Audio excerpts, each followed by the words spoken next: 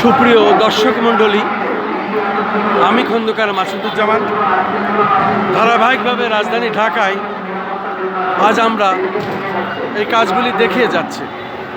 আমি রাজধানী ঢাকার যে রাস্তার দিকেই যাচ্ছি সেদিকেই আমি দেখতে পাচ্ছি লাখ লাখ ধর্মপ্রাণ মুসলমান এইভাবে তারা রাজপথে নেমে এসেছেন এবং ফিলিস্তিনি স্বাধীনতার দাবিতে তারা আজকে সোহরাওয়ার্দী উদ্যানের দিকে যাচ্ছেন।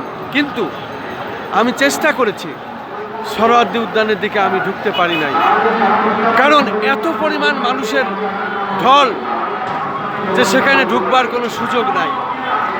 আমরা তাই বাইরের চিত্রগুলি যতটুকুন পারি দেখানোর চেষ্টা করছি।